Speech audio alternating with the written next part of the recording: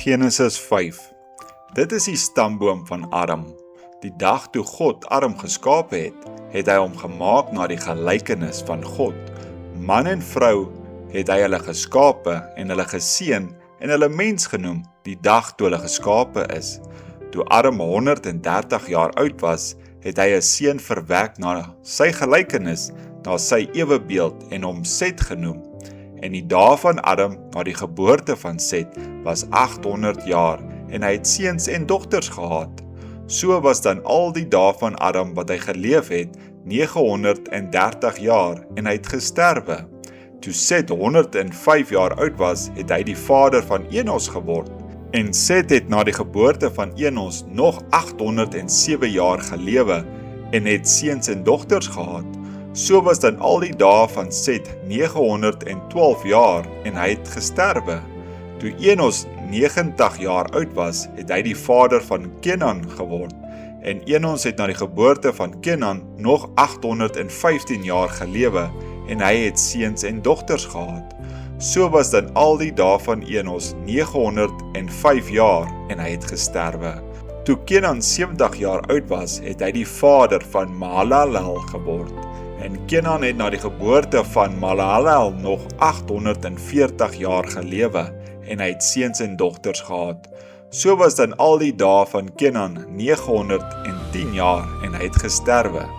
Toe Mahalalel 65 jaar oud was, het hy die vader van Jared geword.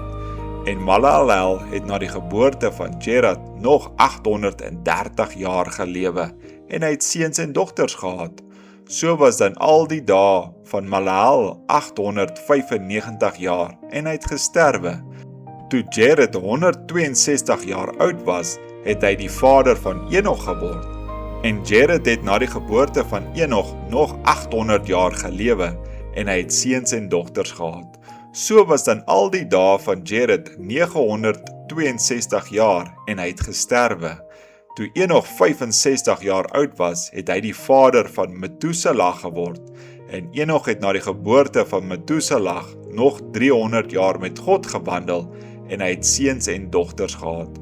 So was dan al die dae van Enog 365 jaar en Enog het met God gewandel en hy was daar nie meer nie, want God het hom weggeneem. Toe Methuselah 187 jaar oud was, het hy die vader van Lamek geword. En Methuselah het na die geboorte van Lamek nog 772 jaar gelewe en hy het seuns en dogters gehad. So was dan al die dae van Methuselah 960 jaar en hy het gesterwe. Toe Lamek 182 jaar oud was, het hy 'n seun verwek en hom Noag genoem, want hy het gesê: "Dit is hy wat ons sal troos oor ons werk en oor die moeitevolle arbeid van ons hande wat voortkom uit die aarde wat die Here vervloek het." En Lamek het na die geboorte van Noag nog 595 jaar gelewe en hy het seuns en dogters gehad. So was dan al die dae van Lamek 777 jaar en hy het gesterwe. En Noag was 500 jaar oud en Noag het die vader geword van Sem, Gam en Jafet.